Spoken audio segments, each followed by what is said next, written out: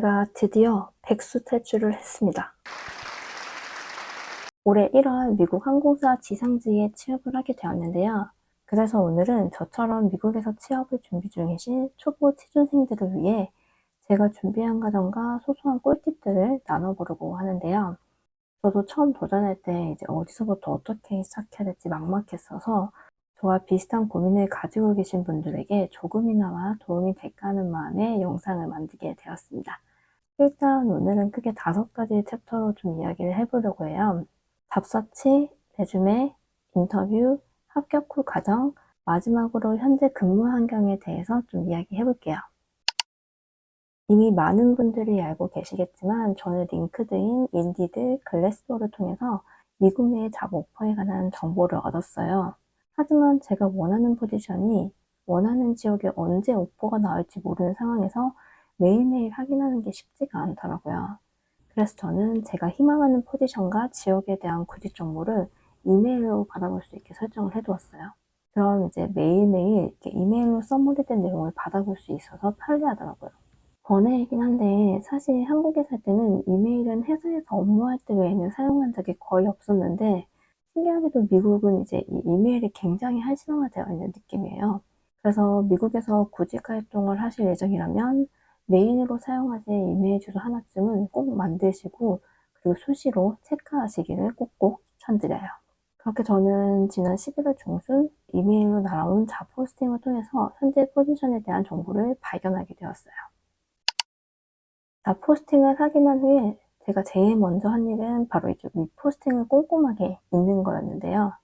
미국 역시 서류 전형에 있어서 그들이 원하는 키워드와 최대한 많이 일치하는 레주메를 작성해야 어플리케이션 트래킹 시스템이라는 것을 통과할 수 있는데요. 그래서 무엇보다 이 잡 포스팅을 꼼꼼하게 읽어서 그들이 원하는 그리고 많이 사용하는 단어들을 레주메에 녹이는 게 중요해요. 사실 이건 한국과 크게 다르지 않죠? 그래서 이 잡 포스팅 분석을 했으니 이제 레주메 작성을 해야 하는데 저도 사실 미국 레주메는 처음이라 조금 막막한 부분들이 있더라고요. 그래서 열심히 구글링을 했고 이게 바로 완성한 저의 레주메입니다. 증명사진 같은 건 없고요. 가장 상단에 이름, 거주지, 연락처 작성을 하고 바로 다음으로는 자신에 대한 간략한 서머리를 작성을 하는데요. 짧은 한두 문단 안에 그동안 어떤 일을 해왔으며 이런 경험이 지금 지원하는 포지션에 어떻게 도움이 될지를 간략하게 적으면서 저라는 사람에 대한 매력을 어필하는 것이에요. 그러고 나면 이제 경력과 학력을 기재하게 되는데요. 보통 레주메는 한 장 안에 간략하게 끝내는 걸 추천한다고 해요. 하지만 저는 이제 한국에서 경력이 조금 길었어서 줄이고 줄여서 한 장 반의 레주메를 작성을 했습니다. 그 외에도 자신이 보유한 능력이나 레퍼런스 체크 같은 부분을 작성하시는 분도 많은데 저는 이게 특별히 메리트가 없을 것 같아서 그냥 생략했습니다. 대신에 저는 커버레터 작성을 했어요. 사실 커버레터를 제출하라는 말은 없었지만 저는 어쨌든 그들에게 최대한 저의 매력을 어필해야 한다고 생각을 했어요. 왜냐면 그들의 시선에는 저는 그냥 미국에서 아무런 경력도 하기도 없는 외국인에 불과했으니까요.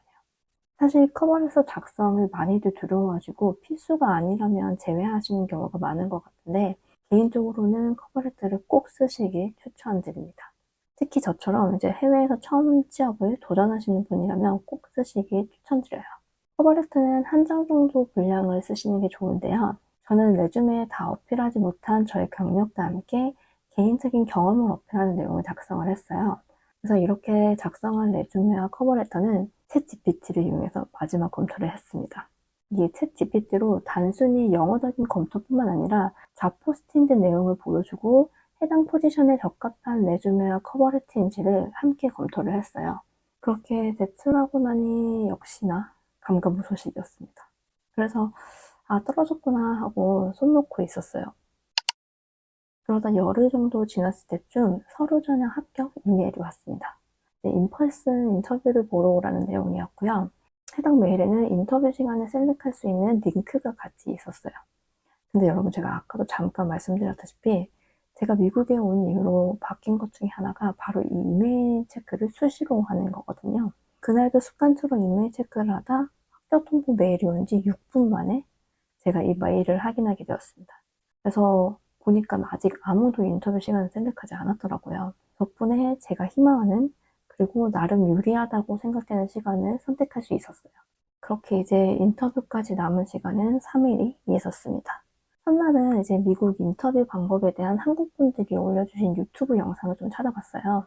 왜냐면 이제 미국 잡 인터뷰에 대한 기본적인 지식이 없기 때문에 기본적으로 많이 하는 질문, 그리고 답변을 어떤 식으로 해야 하는지, 그 외에 기본적인 애티튜드 같은 것들을 좀 공부를 했어요. 그리고 나서는 이제 영어로 항공사 지상직 포지션에 대한 예상 질문을 구글링과 유튜브 영상을 통해서 좀 찾아보기 시작했어요. 그렇게 예상 질문을 뽑아보니까 약 한 13개 정도가 나오더라고요. 그래서 답변은 질문당 최대 2분을 넘기지 않는 선에서 작성을 했어요. 그리고 이 답변을 작성을 할 때는 이제 미국 인터뷰 능력자분들이 추천해주신 스타 기법을 활용을 했거든요. 먼저 질문에 대한 답변을 두 가지식으로 가장 먼저 말을 하고, 스타 기법으로 이제 이렇게 생각한 이유를 저의 지난 경험에 빗대어서 설명을 하는 거였어요. 그래서 시츄에이션, 태스크, 액션, 리절트의 방식으로 설명을 하는 건데요. 그리고 마무리로 이 경험을 통해서 제가 어떤 점들을 깨닫게 되었는지를 간단하게 붙여주면서 마무리를 하는 방식입니다. 이제 이렇게 예상 질문에 대한 답변을 모두 작성했으니 챗GPT를 통해서 최종 검토를 합니다. 그렇게 완벽한 답안지를 작성한 후에는 이제 온전히 저의 몫만 남았는데요. 바로 암기입니다. 근데 사실 사람인지라 13개의 모든 답변을 외우는 건 불가능했기 때문에 저는 정말 이건 꼭 나온다고 생각하는 질문 3가지의 답변만 우선 달달 외웠습니다. 그 질문이 바로 자기소개, 지원 동기, 지원하는 회사에 대해서 아는 것, 그리고 나머지 질문들은 중요한 키워드를 중심으로 큰 흐름만 기억하면서 좀 전체적인 맥락을 연습을 했어요. 그리고 꼭 준비하셔야 되는 게 또 하나 있어요. 보통 인터뷰가 끝날 때쯤 되면 필수로 나오는 질문이 있는데요. 그건 바로 혹시 궁금한 거 없냐? 라고 역으로 질문을 하시는데요. 이때 없습니다. 라고 답변하는 게 가장 최악이에요.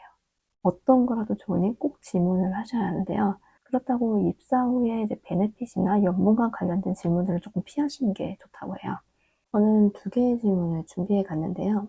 첫 번째는 면접관들이 생각하는 이 포지션에 적합한 능력은 무엇인가 하는 것이었고, 두 번째는 이 포지션이 오픈된 이유에 대한 질문이었어요. 그러니까 항공편이 늘어서인지, 아니면 이전에 사람이 그만둬서인지, 아니면 뭐 다른 이유가 있는지와 같죠. 그리고 마침내 인터뷰 날이 되었습니다. 사실 유튜브 같은 데에서 보면 외국 잡 인터뷰에 조금 프리하게 해서 가시는 분들의 영상을 많이 볼 수 있었고, 저도 이제 어디서 주워 듣기로 외국은 한국만큼 복장 같은 게 타이트하지 않다고 들었는데요. 그래서 저는 인터뷰인 만큼 좀 예의는 지켜야 한다고 생각을 해서 정장에 구두 그리고 풀메까지 해서 풀세트로 갔습니다. 그리고 인터뷰에 들어가기 전에 제가 마음속으로 계속 되뇌었던 게 있어요. 그게 바로 영어는 기세다. 진짜 이 말을 몇 번을 되새이면서 그래도 한국에서 면접 보던 짬밥이 있는데 이제 기세로 밀어붙이자라는 자신감을 계속 리마인드 하면서 이제 인터뷰에 들어갔는데, 근데 여러분 진짜 이 마인드가 정말 중요해요. 이렇게 이제 인터뷰에 들어가서 시작하기 전에 제가 미리 프린트해간 저의 레주메와 커버레터를 면접관님들께 나눠드렸어요. 이게 별거 아닌 것 같지만 인터뷰 가실 때 꼭 본인이 제출하는 레주메와 커버레터는 출력해서 가시기를 추천드려요. 그리고 저는 간단하게 이제 메모할 수 있는 메모지와 펜을 책상에 세팅해 두었는데요. 사실 좀 일종의 퍼포먼스이기도 했지만 이제 인터뷰 도중 그분들이 하시는 중요한 내용이나 아니면 마지막에 제가 그분들에게 질문할 내용에 대한 답변을 적어두기 위한 용도였고, 실제로 저는 이제 그 답변을 들으면서 메모를 하기도 했어요. 그리고 제가 인터뷰 도중에 우려하던 일이 발생을 했는데요. 바로 제가 면접관님의 질문을 영어를 못 알아듣겠는 거예요. 처음에는 죄송한데 다시 질문을 해달라고 말씀을 드리니 다시 한번 질문을 해주셨는데도 그래도 도저히 못 알아듣겠는 거예요.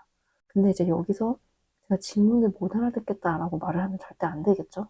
그래서 저는 이제 굉장히 좋은 질문이지만 좀 생각을 많이 하게 하는 질문인 것 같다. 그래서 혹시 가능하시다면 제가 조금 더 생각한 후에 나중에 다시 답변을 드려도 되겠냐라고 이렇게 말씀을 드렸고, 흔쾌히 이따가 다시 질문을 할 테니 천천히 생각해보라 라고 말씀을 해주셨어요.